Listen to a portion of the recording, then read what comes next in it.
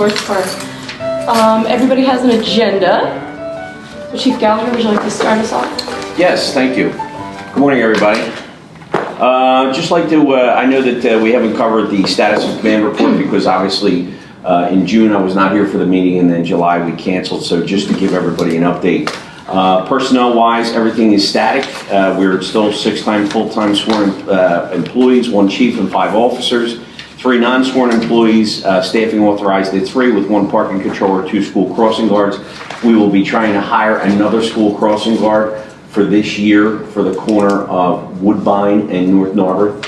And that person will also serve as a fill-in. In addition to that, we're going to try to extend the 1 school crossing guard out for this year for year 2019 to 2020, which will be Clodagh, because she is going to move from that location up to Grayling to cover the arrival of the Narberth Presbyterian students that arrive in the morning. So she'll be able to cover St. Margaret's in the morning, and then shortly thereafter move right up for another half hour to cover the Narberth Presbyterian Nursery School. We've been having some issues up there during the school year with drop-off, concerns about traffic, and bad driving. So that'll be something that we're looking to do for this school year. In addition to that, So, I'm sorry, this school year, like next month? Next month, right? Mr. Matrick, how does that, it's a small amount of money, so please Yeah. don't get me wrong. Yeah. But where does that fit in our budget, our information that we, I mean, just in the sense of, I didn't see anything that said we were going to particularly hire anybody else this year in the budget, so I'm just wondering how this jives with what's happening budgetarily, that's all. Yeah, John and I will have to talk. We did save a little bit of money budget-wise earlier in the year by not having that one of those positions filled for a little while. Yeah, oh, right, that's right. John, That's right, that's right, John and okay. I are going to have to talk more about that. Police was not hired until February the 4th of Right, last that was year. late in the year, right, Yeah, exactly. yeah. Okay, all right, great, And- thank you, John, go, I'm sorry. Oh, good. And just to move on to the fleet, our vehicles are fully operational. Obviously, we have 5, with 1 being a park controller for police officers. The good news is that we've had strict adherence to our preventive maintenance schedule, and our vehicles are in all good working order, and the performance is there for each vehicle. Right now, the vehicles, as I look at it, the mileage is very low. I did give everybody a replacement schedule as per Gigi's request for our vehicles, but even if you look at our worst vehicle, which is a 2013 Ford Explorer in terms of mileage, it's only at 65,000 mileage, which is low for a Ford SUV. Our oldest vehicle, which is our 2004 Chevy Impala, is only at 43,000 miles. Now that vehicle is a gas guzzler. We should probably look to replace that either this year or next year. The optics of it are just not good. We don't need that much equipment in there because it's the parking controller. The only thing that she really uses is her handheld device and a car charger. So we could probably look for a more cost-efficient way to get a vehicle out there for parking enforcement. I'm willing to discuss, but that's just something I think that we should put on the radar. Right. Now, on the replacement schedule, I did map out the 2004 Chevy Impala just as an idea to replace it in this current capital improvement year. However, that's a slidable scale. If we need to move it back, it's fine. And I'll give you an example. Right now, the Chevy Impala is getting inspected. It's in good working condition. We can last with any of our vehicles at least for another year, which is something that I represented to everybody through email, that we would have no problems maintaining a vehicle, all vehicles for another year. But if you look at the other vehicles, like even our 2011 Ford and our 2010 Ford Crown Victoria Police Interceptor vehicles, the mileage is low. Yeah. The 3697, which is the 2010 Ford Crown Victoria, that will probably have to be replaced before any other police vehicle. I believe that we can hold off on doing that for another year in order to save the borough taxpayers money, but that vehicle should be earmarked for replacement next year because that's the one that we're having the most mechanical problems with just based on age. So that's something that we need to consider. The one vehicle that we don't have to worry about is the 2011 Ford. It's not used that often. It's the unmarked vehicle. It's in good working condition. The engine was rebuilt years ago after there was a flood. So I think that is the least of our worries concerning any vehicle in our fleet. and it performs very, very well, and it requires very little maintenance. So it's in good shape. The other thing is too, that car has not been beat up because it does not have a cage. So it doesn't have a cage, and it doesn't have a mobile data terminal inside the car. So it doesn't get beat up that often.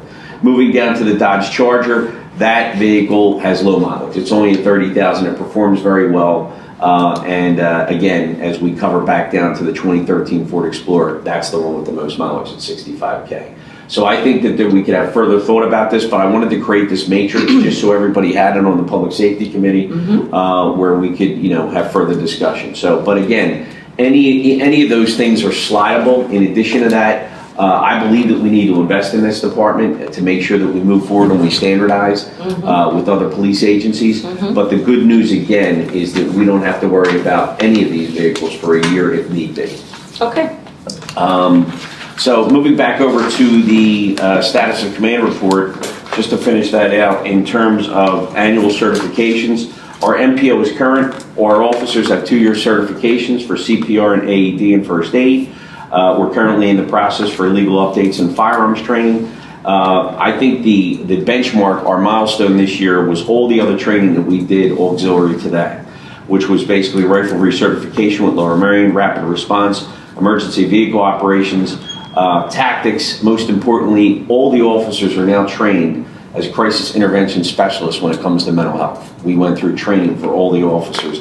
So that is something that's been advantageous to us. In addition to that, the Delaware Valley Intelligence Center has offered criminal investigations and social networking courses that we have already taken part in. We have 2 officers trained, one in June, one in July, and we're now about to have a 3rd officer trained in October with the same course.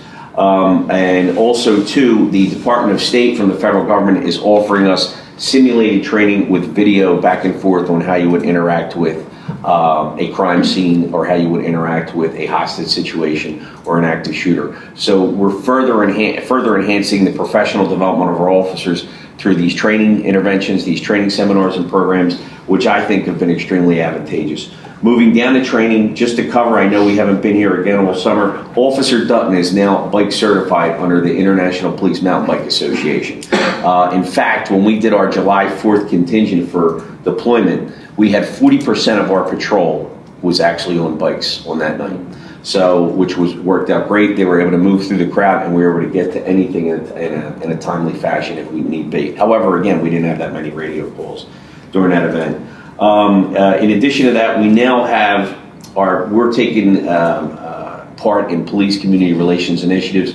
For instance, this has been our 2nd year in a row that we went over to the National Night Out over at the Wynwood Shopping Center. We now have a table set up that we're going to have set up every year where we engage the kids and the parents, and they come in and we give away coloring books and other things that represent our department and give information and safety tips. So Officer Lynn did a great job. Officer Dutton did a great job. He was on bike patrol for that event, and they certainly represented our department well. And the mayor was there with us, and we posed for some pictures, and it was a great night. It really was a great night. And we're going to be participating in that every year. And our first day of school activities, we have now ordered stuff to meet with at different schools to give out different things. I think these are the things that we need to do to further accentuate police community relations that are necessary that before we may not have participated in. So you can never miss these opportunities to get involved with the community and anchor relationships that are necessary. So these are the things that we've done. We're going to continue to do that. As we move down to equipment, as everybody knows, our mobile data terminals and our 3 marked vehicles are essentially brand new. There's no problems there. Our 4 MVRs, 2 of which are new, are fully functional, which is our mobile video recorders. The one thing that we probably will have to discuss at some point in time in the very near future is Taser replacement. The one reason that I didn't prepare a matrix is our Tasers are only 2 in nature, and they basically need to be replaced. Number 1, because they're old, and number 2, because the batteries are not sustaining that well of a charge. However, I did make a presentation to the Borough Council meeting about that, why we also need to change the color so they're not mistaken for lethal weapons. So these are just some of the things that we're thinking of in the department where we're trying to move forward and standardize. And again, we are still clean certified and NCI certified. We have no problems with those operations. So for the most part, that's my presentation for the department. If anybody has any questions, Great. I'll be. So let's go around. Rob, I'm glad give me a to second. entertain. Rob, any questions for Chief Gallagher? So just, I know we're going to talk about this I guess, later in the meeting about kind of purchasing standards and, Yeah. for equipment, for vehicles. Is there any impact now that you're doing more of the bike patrol? Do you see any less of a need for the vehicles? In other words, we have this fleet. We had this fleet in place before you institute the bike patrol. Yeah. And now, is there a way we can kind of right-size the fleet, given that we might be doing more bike patrol, or do we need the same number of vehicles? Well, Robin, that's a good question, but we absolutely need the same number of vehicles, and I'll explain why.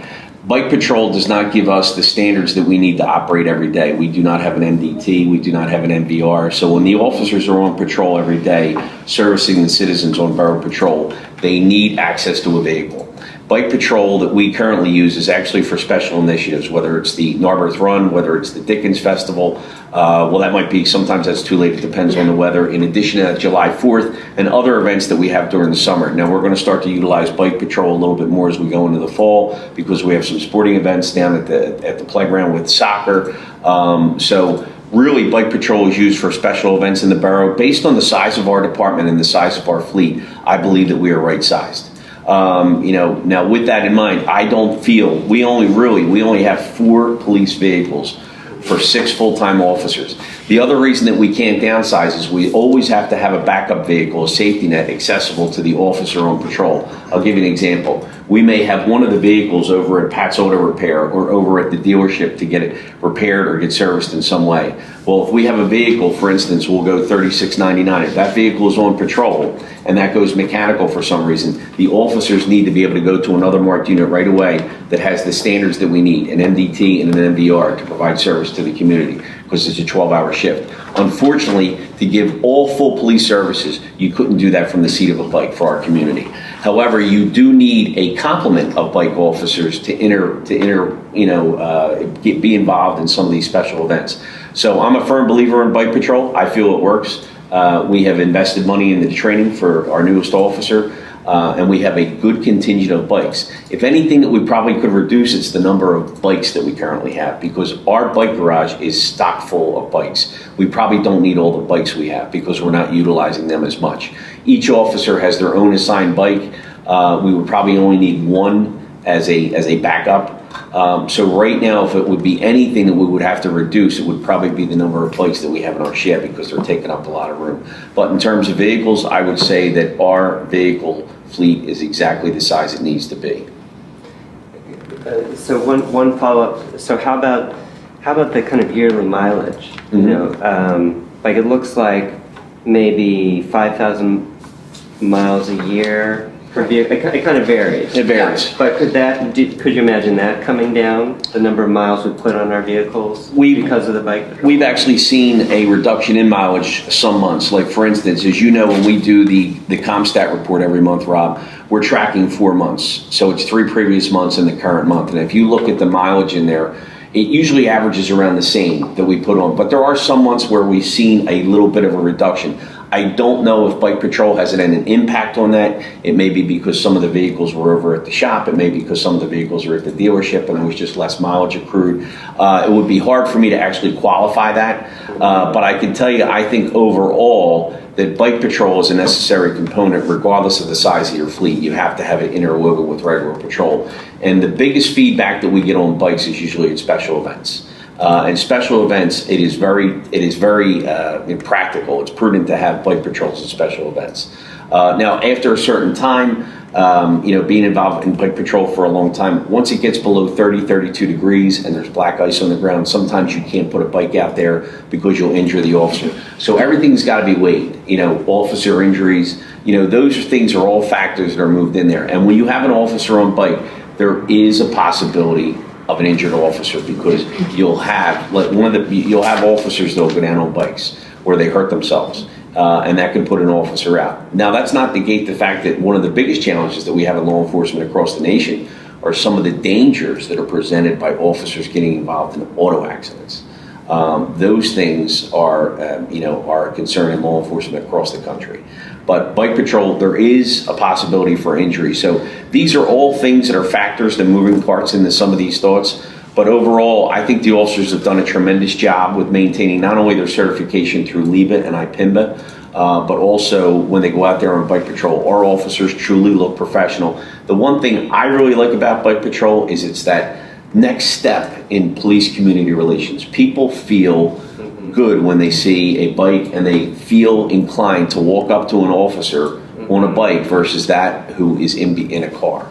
So I like the accessibility, I like the openness of it, and I also like the transparency of it, because the officers seem like they engage a little bit more with the community as they're riding around. If I may, I would venture to, I would imagine that some of the mileage on the cars is also down because we've encouraged the officers to get out and walk around around areas. Although you still need access to a car in case of an emergency. But they are getting out of their vehicles more and walking in different areas to see with their own eyes what's going on up close. And we have mandatory foot patrols every day on day work. So they have to do 10. They have to do 10. I got you. Thank you. Fran, anything? We've had a relatively quiet month. Oh, I'm sorry, Fran, there's a question about this subject. Oh, I'm sorry. No, I apologize. Thank you. Mayor, anything? Nothing further. Sean, anything? No. Matt? Thank you. Cindy, go. What's the timeline on the tasers? The tasers, I think, Cindy, that would have to be immediate as possible. Our batteries are not really maintaining much of a charge.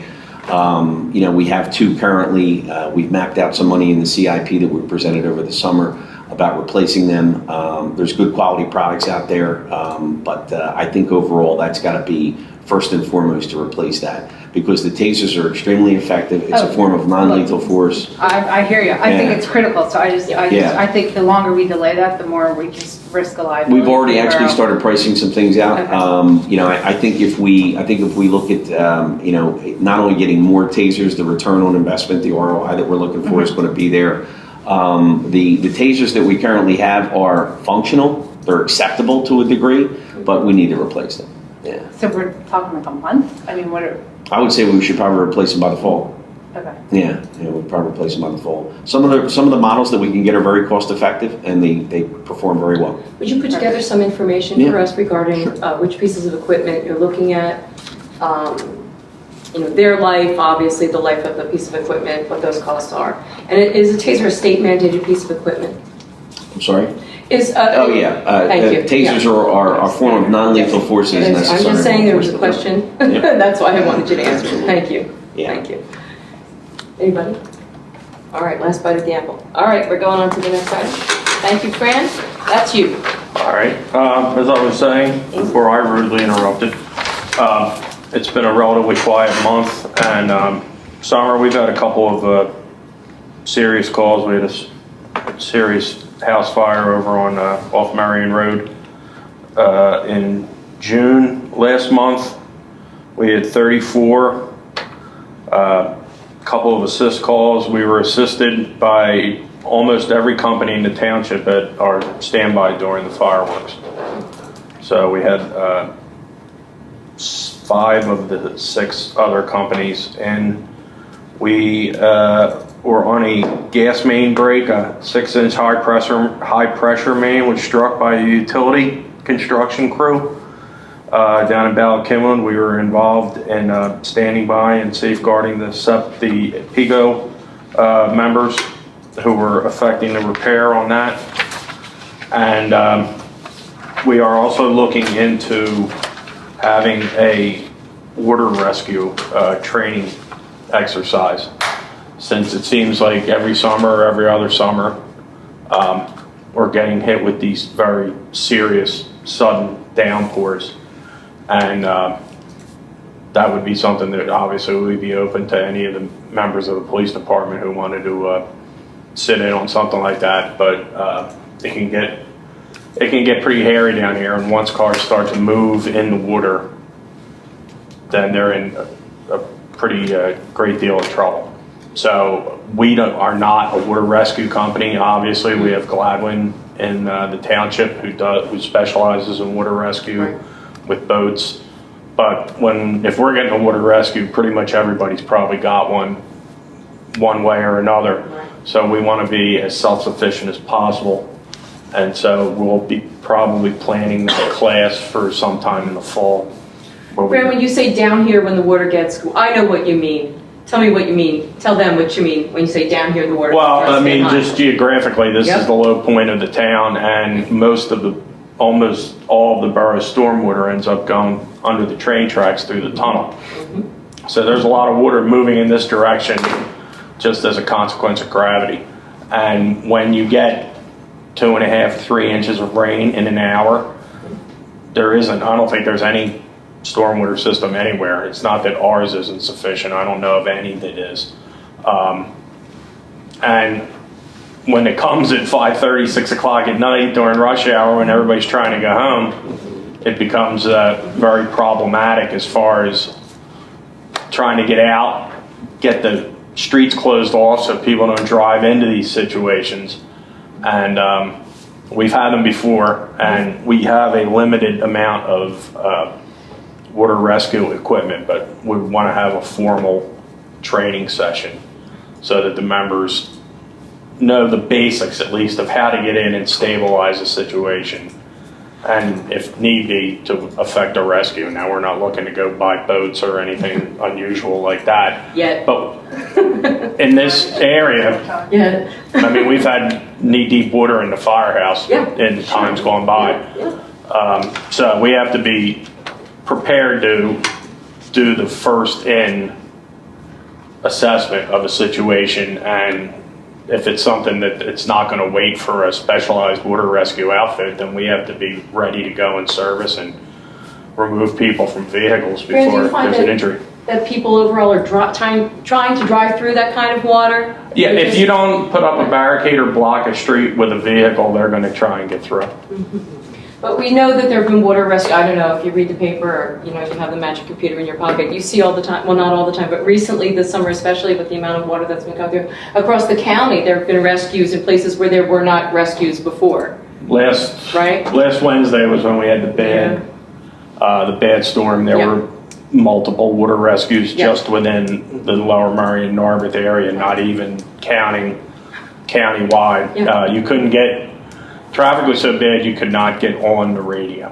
So is your best advice that when it starts to rain in that kind of situation, not to drive through water that you see standing anywhere? Is it your advice to? My best advice when you see significant rain like that is don't go below Essex Avenue. So it's better to wait, Because right? everything is downhill Yeah. to Essex and then down to here. Sure. And as I said, I don't think it's a failure of our infrastructure, because I don't think there's any infrastructure that's built to sustain 3 inches of rain in 45 minutes. Right. So between the police department and the fire department and the public works department, we get out and we do everything we can to try and segregate people away from this area. Right. So there is an education piece probably that should be 100%. reiterated. Mary, if And we could in any way. I would be happy to get out any word that you need to get out. Yeah, that would be great, because we do have, like you said, in Lower Merion especially, but like I said, in places across the county where we didn't have water rescue, and now we have it. So I know, Mr. McCreevy, you have a question. So last Wednesday, Yes. the tunnel had to be closed for a period, is that right? Or during the heavy rain? I don't believe we ever closed the tunnel, Okay. but Penn Road, there was a water rescue. Because people, Yeah, that. if this is their route, it's very difficult to tell them, don't go this way, because a lot of times they don't know any other way. If you tell them you can't come down the street, they don't know how to get home. Right. So, yeah, I just wanted to ask about the south side, so if there was a situation where we had a heavy rain and there was a fire on the south side, would a fire truck be able to pass through the tunnel with a heavy rain? We don't really have an issue with getting the apparatus around. Our bigger issue is because of the location of the firehouse, is getting the firefighters here to man the apparatus. Right. Because if it's underwater down here, I mean, we can get the trucks out. So a lot of times when those rains start, we pre-notify people, and we'll have a crew that's kind of standing by here in the house, just so that if the horn goes off, we don't have to depend on people coming, because a lot of times the streets are in these situations, and it's not like we get these once a week or anything. Right. But it just becomes difficult for the members to get I mean, they may have to park like in the bank lot and Yeah. slosh their way down to the firehouse, and all of that just delays our response. So we try to make sure that we have a crew in the house Good. ready to stand by. But as far as getting the apparatus to the scene, we have never encountered an issue with that. John, anything for Fran?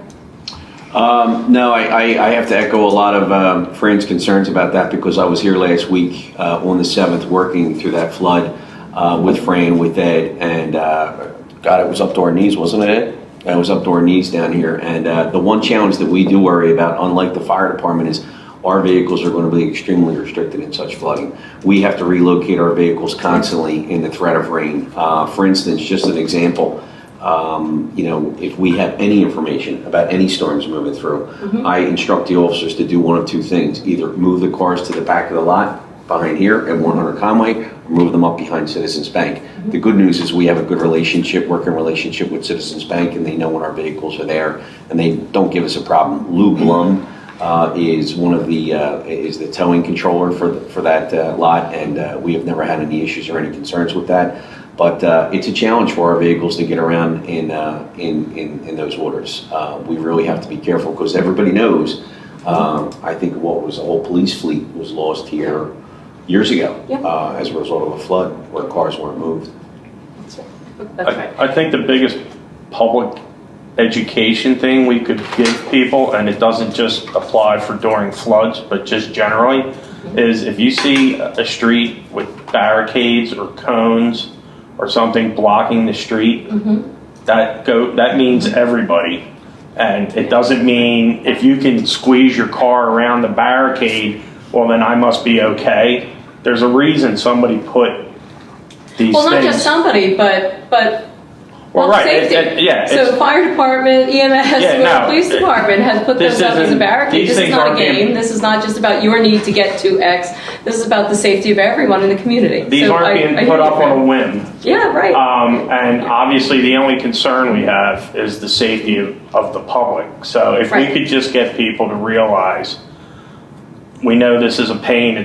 We're not having any fun doing this. Right. But please don't drive around barricades or cones I was blocking it with a highway vehicle and people were trying to drive around me. Absolutely. And I understand people's frustrations. They're trying to get home and they got places they got to be. They may have to pick up But a you're not going to kid. get home if you're driving through knee-deep water. Right. You're not going to As get much home as any it is. faster Yeah. trying to come down here if we're Got it. blocking the street. So please consider their safety and everybody else's safety, because if you get yourself into a situation, now you've got 6 or 7 police, fire, EMS, who now have to put their lives on the line to go and assist you.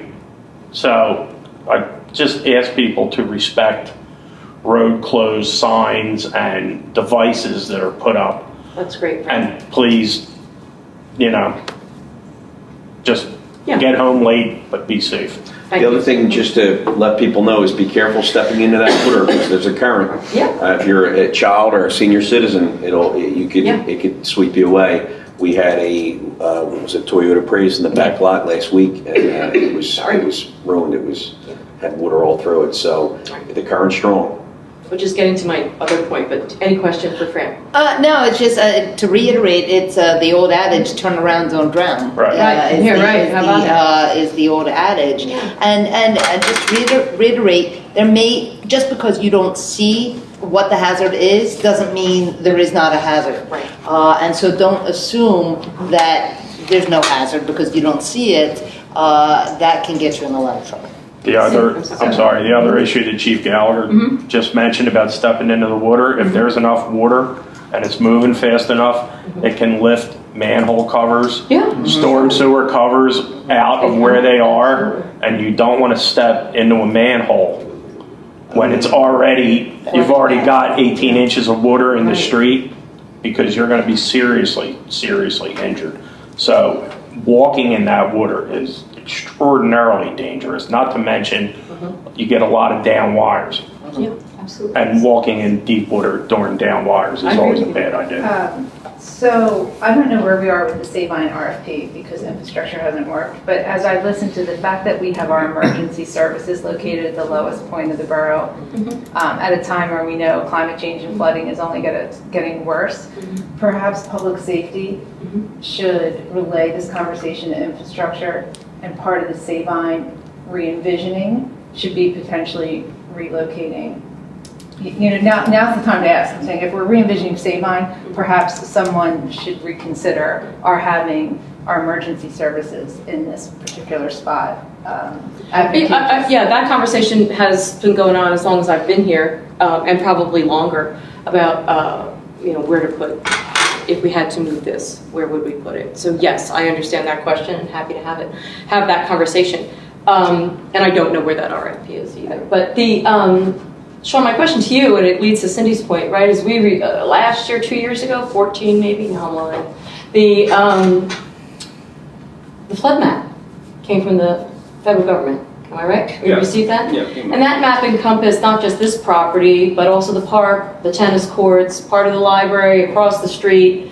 I mean, that was they changed, you know, that it changed from this particular street, but it also included a lot more of what we consider our park area, and that map is somewhere that maybe could be reproduced if anyone has interest in looking at it. Yeah, I was going to say. You can look at that. You go to the borough and you zoom in, the flood zone will actually pop up. So It's a pretty small area. yeah, but it is very focused. Small but focused. And one of the reasons why when we think about like the tennis courts, those kinds of things, it's about grant dollars, it's about as we move forward and more water's coming, like do we want to replace something that we know we're going to have to replace again, or that we can't get grant dollars for? So it's not so much that we're saying we hate tennis, because we don't. What we're saying is, what is the investment we're willing to make, where and how and why? And those are just the larger pieces, and that map is very influential in this conversation about where Can things I should ask go. when that map was last updated? That was 2014? That came from, that was the update from the federal government. I got you. We don't update that map, that comes from them. Okay. We don't have nothing to do with it. They just, We have no notice that control. It's been updated. yes, yeah, that was the update. Oh, but since then, it's been. No, they only do it like every 10 years or Is that something. right? Yes, they don't, no. They don't have time. FEMA. They don't have time. Sorry. Oh, people around that, that's, Won't step on that one. no. Thank you, Fran, very much. Anything else, Fran, you have for us? No, I do not. All right, so we're going to move forward to the questions we had regarding the parking management system. So we implemented that policy and program for folks to register their vehicles for free for their long-term guests or anything that they needed provided to their homes. This does not include people, plumbers, anything like that. This includes medical treatment, tutors, those kinds of things. So Matt's going to give us a little bit of information. Matt. What would you like to know? I would like to know how many permits have been applied for. And All right, so I have 2 months worth of data, thank you. June and July. Total permits for June, this is visitor permits, only 38. That's So not we've bad, got though. 5 day permits, 14 weekly permits, and 19 monthly permits. That's good. And I've got the data by the block also. We'll get I'm there. not going to bore you with those details. Not If yet. you're interested, I can share that with you. For July, we have a total of 33, so we're down by 5. 2 day permits, 18 weekly, and 13 monthly. Great. And so just to give the data some context, we have a total of 20 streets in the borough that have 2-hour zones. Right. However, those 2-hour zones are divided up into other zones. And so we have a total number of 2-hour zones is 43. A 2-hour zone, it would be the unit block of Conway, 100 block, 200 block, 300 block. The zone is not the entire street, because the way our ordinance is written, those folks who live on a 2-hour zone, your permit is only valid for that block on which you live. So therefore, we segregate it by block. So we have a total of 43 2-hour zones in the borough. 2 months worth of data, which is not statistically significant yet. We're averaging 16 total zones used for visitor permits. So only 35 to 40% of those zones are applying for visitor permits. And then how tickets written? I don't have that in front of me. I could get that. That's a much more robust data set. Yeah. That can also be sliced and diced for each zone also. The overall average is 500 to 600 a month. But we could assign that Right, to so- the zones. Right, I was just gonna say, so these zones where people have applied, how many tickets are in those zones where we need to maybe reach out and say to folks, like, you received this ticket, there's an opportunity for you to register this Yeah, vehicle. we do in a that, the different way. office communicates that, just about with anyone who comes in with a 2-hour zone. Did you know? Oh, really? And, Right. 24/7 on our website, you don't have to come into the office, so. Another customer service that we're extending to applicants who are eligible for a stickered actual permit, if they're getting it through the mail or there's some delay in them getting it to their car, is Michelle is creating a residential invitee permit for that vehicle for 1 week, assuming that it's going to take a week for the permit to get to the person and put it on their car. So some of the numbers, Matt, just relate to your inflated. The weekly permits actually are inflated by that kind of activity that Michelle's extending to people who apply and are valid. Sure. That's about half of them. Yeah.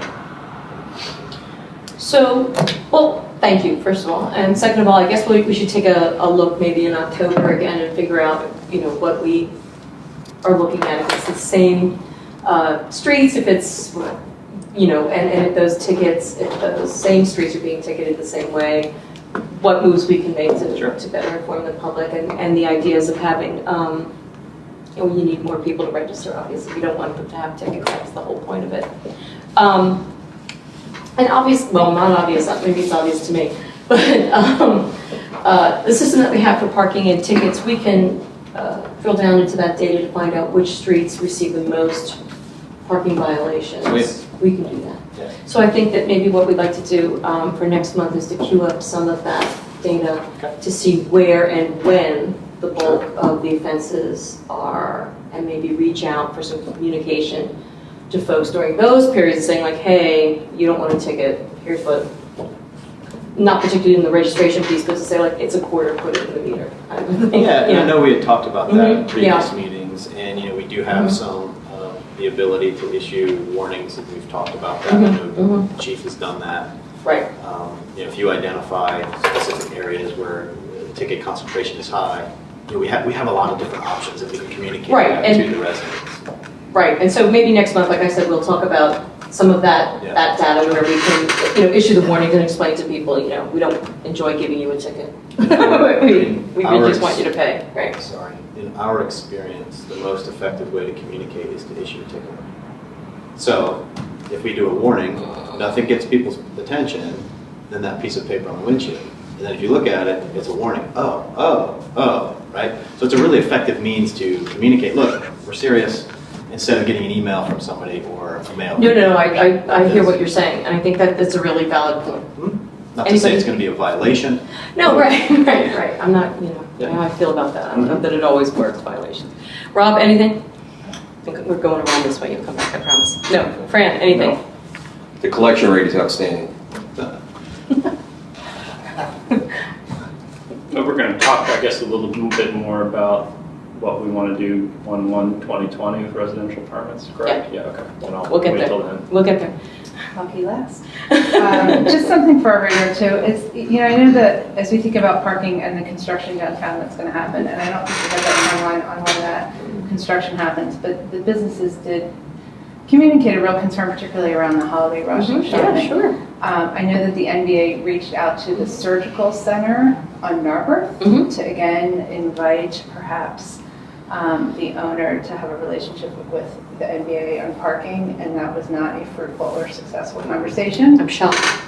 Yet again, but I do wonder when we have some of these construction plans if we can think about how our parking structure is flexible and can support some of that downtown shopping in that time. Sure. And I don't know if that's the borough or the mayor or the chief maybe having conversations. It's a combination, right? It's a discussion to be had. Right, it is a discussion to be had. So, So I think once we get a little more data, we can figure out where that is, and I think putting it together with the construction plan, so we'll get there. And it's very likely, although things could change, it's very likely it's not going to impact this year's holiday season. They're going to be really happy to hear that. I said it's very likely it won't, but Good. that, I don't know, it could come into the office tomorrow, but Of course. it being August, Oh, God, that's a good one, Sean. You better not get it. And to your point, so take it away. You were going to talk to us about, well, I just went out of my head, sorry. Yeah, the residential. Thank you. permits. Go ahead. Well, what we had, I just wanted Sorry. to continue the conversation begun at last council meeting Yeah. regarding a step we can take that's easy and will get us more information and help us understand the dynamics of residential parking Mhm. in the borough. And it's an easy step, but it's going to require some internal conversations between myself, the chief, the mayor, about how parking enforcement is done, how the parking controller Right. identifies cars with permits, and how the parking controller identifies violations of our parking restrictions from that information. So what we proposed at the meeting, and it's pretty easy to follow through on. Matt knows the system backwards and forwards. John supervises the parking controller, knows that part of the piece backwards and forwards. What we propose to do is to move all of the residential permittees to our platform. So everyone would have to apply for and receive a residential parking permit effective 1/1/2020. Mhm. The cost would be $5. It wouldn't change. None of the geography would change. Nothing else would change other than we would essentially reboot everyone into the new system. The red stickers would no longer be valid. You would need to get this Right. permit. It can be applied for online, in person, and there's a number of ways to do it. We can validate that permit application downstairs, and once we do that, assuming John and the parking controller are okay with the consequences of that decision, Mhm. which are that it would be moving to a license plate based Mhm. permit. You wouldn't have to fix anything to your car to identify it as a valid permitted vehicle. And that changes some of the enforcement routines that would have to be done. The controller would have to identify valid and invalid license plates on a block, and then come and identify the invalid ones, come back 2+ hours later and see if they're still there, which is a little bit different than how things are being done right now. And we won't bore you with the minutia of that, and that conversation still has to happen. But that's our hope, to move it in that direction. We're not going to do that without the departments, without John and Andrea signing off on it. Sure. I think that's a big. We can't. Right. You all are in Right. control of how that's done, so it's really up to it being a feasible solution. The first question off the top of my head, but does that change the dynamics of the parking controller's day? Yes. The time, so time-wise is really what I was thinking about, like how long that takes. I mean, obviously in the beginning it could take longer. I know that. I don't think there'll be an efficiency loss or gain. I think it'd be neutral. Yeah, I'm not. It would be just different technique. Right. No, I'm not. Thank you. I was just saying, like, it's good. There's going to be a curve a little bit of Learning. learning curve, how we get this thing implemented, and also. In the past, we've had grace periods for people who maybe are new to the borough or who have forgotten that it's time to renew your, get your sticker and all that business. And we're not looking again, we're not bringing an elephant gun to kill the mouse. We're just trying to make sure everybody's on the same page, and that if you live here, you get the least amount of tickets. Right. and if you want to register your car, or someone who's coming to your home to provide service to your home. Change is hard, Yeah. but doesn't mean it's bad. No, it doesn't mean it's bad. The big benefit to the borough for managing it going forward, we would have a really accurate, self-correcting census. Right. We would know exactly where all the permits are. That's great. And right now we don't. Right now we have probably an 80%, 85% accurate system. Okay. 70%. Matt begs to So differ. in the meantime, I've been looking at violations, Mhm. just to show the nimbleness of our new system. Mhm. I can look at tickets by location and violations. So I looked at tickets. Most tickets that are written are expired meter. 64% of the tickets are expired meter. 2-hour zones are 23% of all tickets written.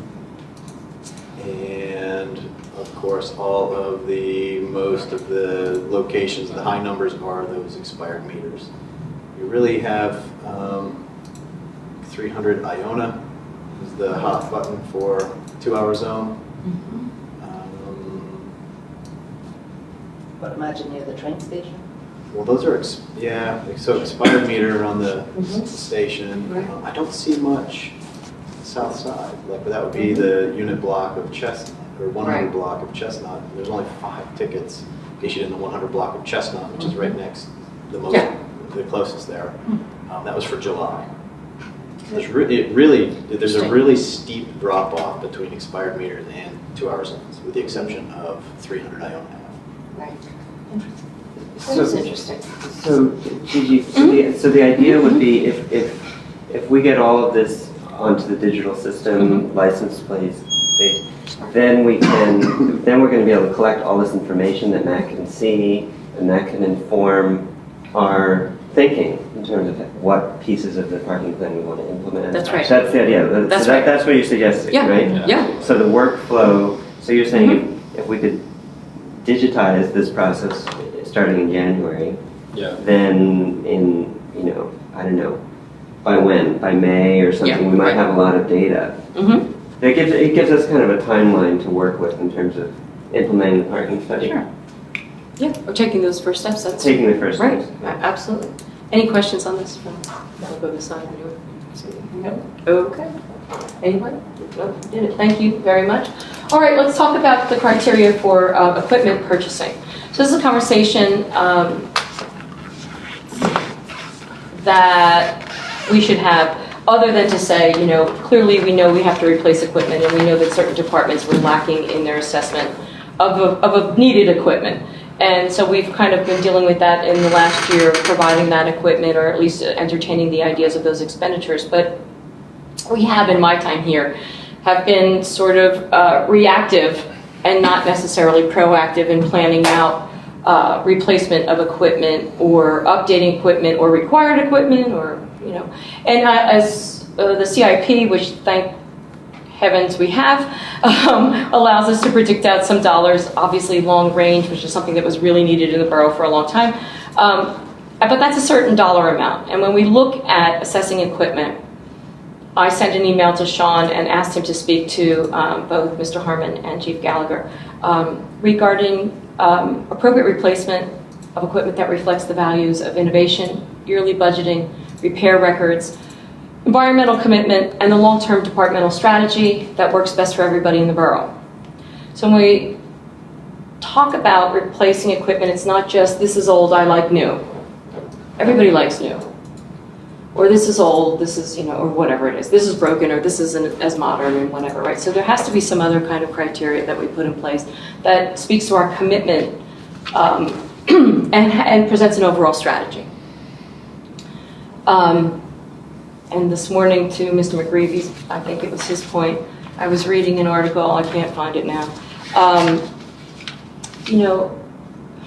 Cars, transportation are the largest contributor to climate heating of the state of Pennsylvania and New Jersey and New York in the southeastern region of the United States. So that's really what's happening. And it is the largest contributor. Coal contributes less in New Jersey, Pennsylvania. So think about what we're saying, right? So when we talk not just about cars, so I'm not targeting cars, but what I'm saying is that transportation pieces are really, and that highway structure that came out of after World War II in the 50s and all that stuff. But when we select equipment, what I'd like to do, and if you're all interested in doing it, is to come up with some value system where the criteria or a strategy comes into play when we talk about what our commitments are, as not just as council, but as a community, and what we'd like to see. And we've talked about changing vehicles over to renewables, or the buildings over to renewables, but I really think it's time for us to have that conversation where a criteria is met that meets the standards that the community would like us to have. What our commitments are, what our strategies are, what are the budgets, not just the CIP or this year's budget, but what's the strategy for a department? What's the strategy for the fire department? What are we really looking at? I know Sean and I have gone back and forth. I know Rob has spoken to Sean about that. I spoke to some folks at both Penn and Temple about how they put in their pieces of infrastructure in this way and commitment to vehicles and other kinds of things that they have to replace.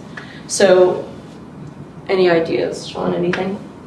Yeah, I think this is a really healthy way for staff and the management team to interact with council. First of all, I want to say, we came forward with a spending plan that we get in the weeds of our details of our departments, the budget, what we need, and we get very blindered, and we look at what we need. We try and make decisions based upon the best interest of our departments in the borough. And we come forward with information.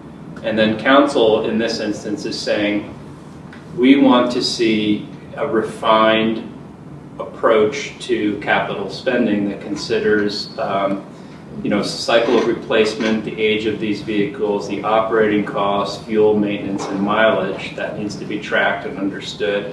And then what are we doing to meet our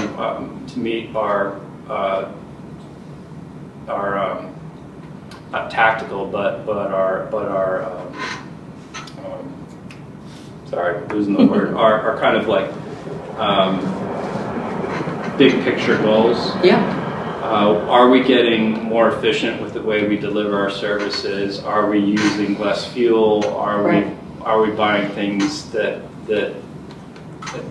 don't have negative externalities? Are we doing things in a sustainable, affordable manner? And then what are we doing with our equipment purchases that meets our today's tactical needs and prepares us for the future?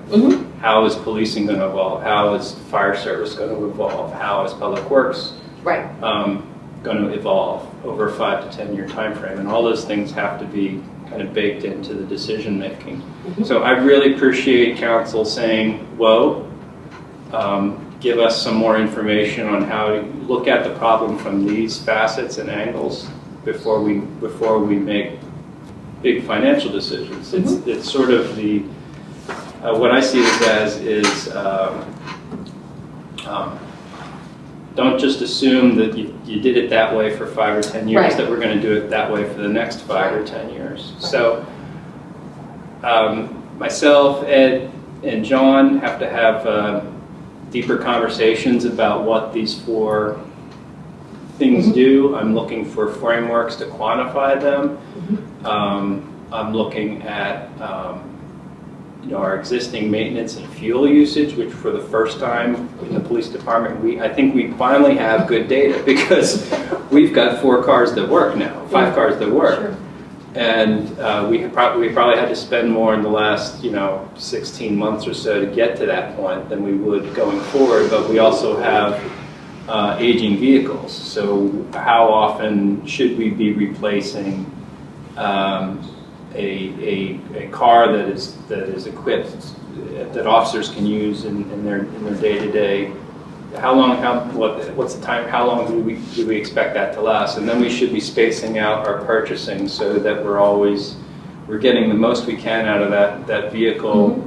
We also have to look at resale value as part of that equation too. When does that resale value drop off the cliff?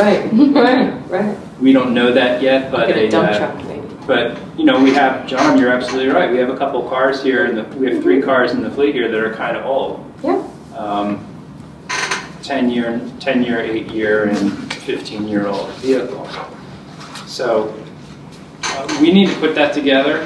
It needs to make sense on those topic areas for you all. It needs to be tied into our comprehensive plan. It needs to be tied into the things that council is telling me to, as the executive director, which way they want the ship to be pointed in. So, and I'd like to just add, and we know, and somewhat, we know how policing, we have larger organizations that direct how policing can and will change, and that's part of the strategy, and how we know what's happening with climate, how fire department or public works could change in the next 5 years and what's needed. And I think those kinds of strategies are more that we're looking at, other than just saying, like you said, just replacing. So I think there are larger and deeper conversations that have to be had. So I'm going to go around, if that's okay. Well, yeah, I think this is important process to do in partnership because, Mhm. as council people, we don't always have context for making some of the decisions around the purchases. So when the chief of police says we need this, we want to do that because we want to support your work. But if we have certain principles in terms of carbon emissions or managing the dollars in the most efficient way by spacing out vehicle that would be useful to whoever's sitting in the council seats. And so at the moment I think we don't have those principles Right. to lean on, and so our tendency is to say yes when we can afford it. So it's just stepping back to see if we can build more of a kind of guiding set of principles. I think it also bakes in some predictability Yes. for that's right. council people, Yes. for chiefs of police, for managers of the future to know that the fleet renews on this kind of schedule. Yep. These are kind of the expectations. Yes. You can count on this Right. investment in perpetuity to Right. keep your police force Right.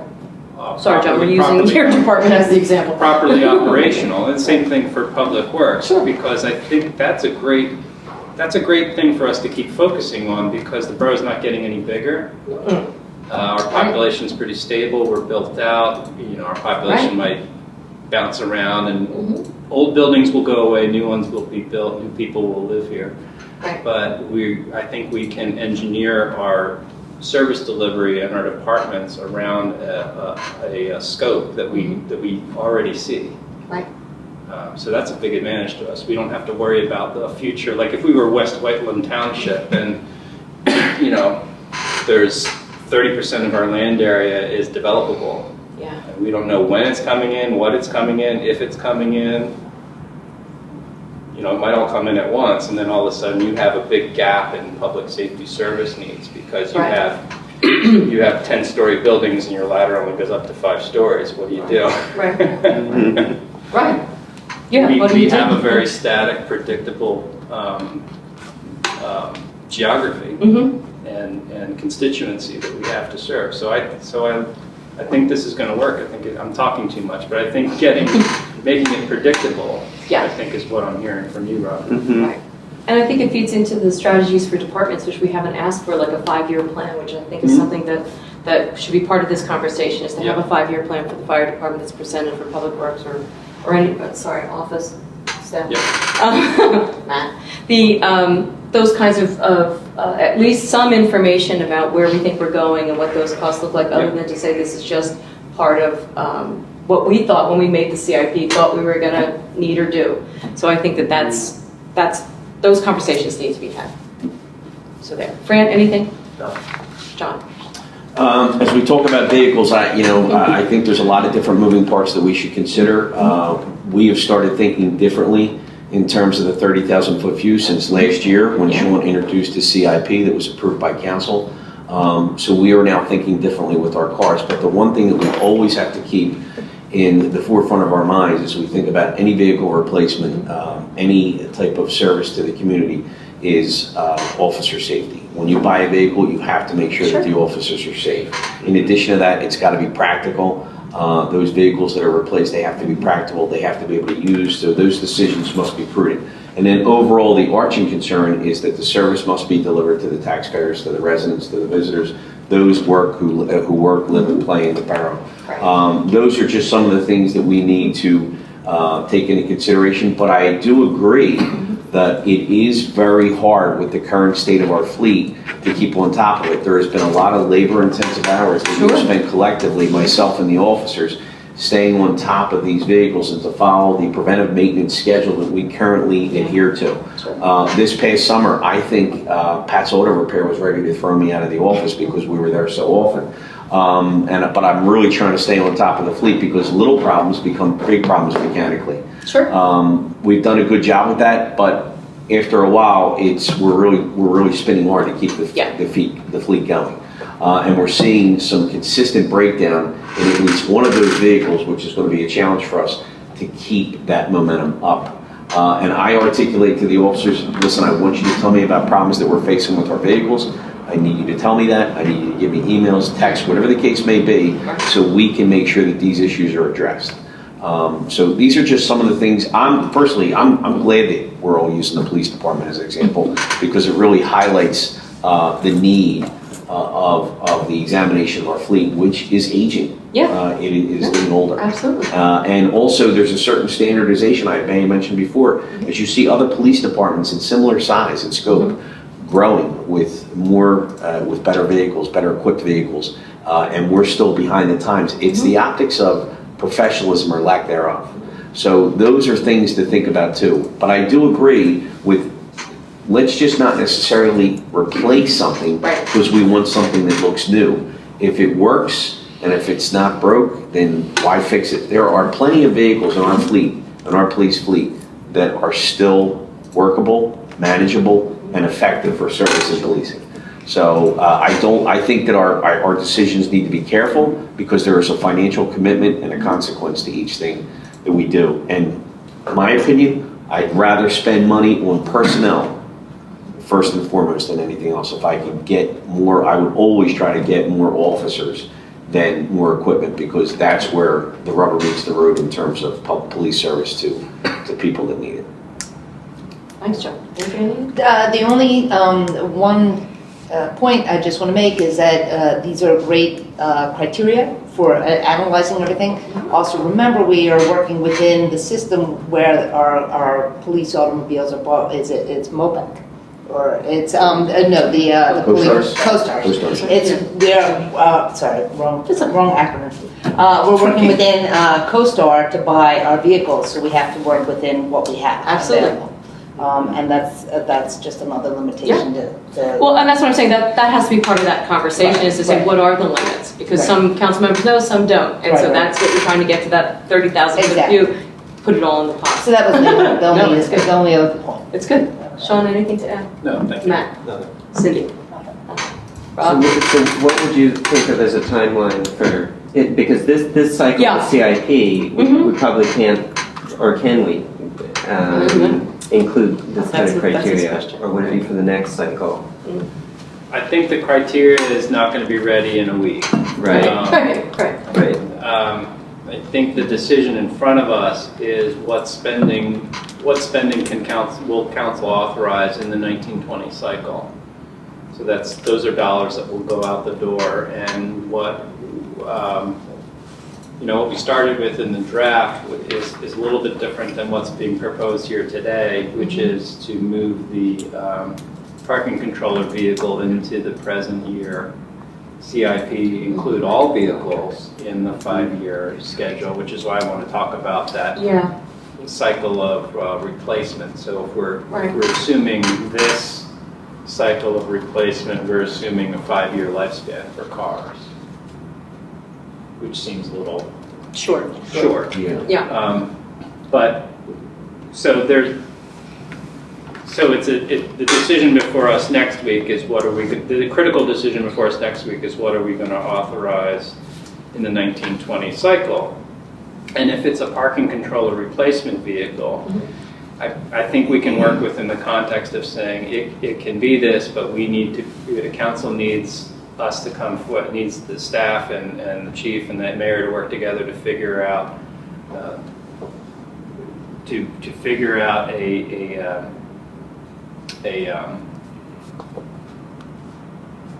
make that decision in a context that prioritizes Yes. what you've asked of us, which is there a low cost vehicle out there that meets some of our principles, but still meets the tactical goals of the department? Is it safe for officers and non-sworn personnel? Is it practical, and does it deliver the services? If it's a parking controller vehicle, we'll have to explore that. Maybe there's a type of vehicle, because we have a little more flexibility there. We don't have to put anyone in the back seat in cuffs, right? And as John's point, it's sort of a low equipment vehicle. I'm sorry. Low equipment inside. Yeah, there's not much vehicle equipment stored in that car whatsoever. So visibility would be really important, because that vehicle is making a lot of stops on the street. Right. Nothing stealthy. something small, something. Although. And you and I can have a deeper conversation, John, about practicality of other kinds of fuel systems. It might make a lot of sense for Yeah. us to have a car like that use alternative fuels, either be hybrid, electric, or natural gas, whatever works. And we have to explore all that, and you know, maybe organizationally, maybe as we move towards more rational, sustainable energy models, energy consumption, that we can fulfill that mission with this discrete thing that you need that meets your departmental needs. Matt, anything? Sid? Nope. Rob, anything else? So, okay, so we Right. could approve, theoretically, Yes. council could approve the parking vehicle as part of the CIP with certain caveats Yes, or criteria we want to. With the inclusion of X, Y, and Z being met, absolutely. No, No? I'm committed. I'm committed to this conversation because I think Okay. it's a valuable way for management, executive management, to interact with elected officials to say, we want these decisions to be made in this context that Mhm. honors these kinds of objectives and goals. So we won't make that spending decision until we've vetted all of that with you. Okay, good. Okay. So then the decision may or may not affect the CIP that we're supposed to next week? I mean, we would have to change the number is what I'm saying. Yeah. Thank you. The draft is different than what we have. Got it. here. That's all I wanted to know. Thank you. Thank you. There's a few changes in the CIP. I guess I'll go over. I'm going Yeah. to send out an email to all of council. It's not major stuff, but a few things have been added on the building side and a few numbers have been refined. We see some numbers coming in. I'll put that all in email. Yeah. It's not public safety related. Pardon Okay. me. That's okay. Anybody have anything to add? You want to say? Matt, anything? Well, thank you. We'll call it as finished. Thank you very much, everybody, for being here. We are adjourned.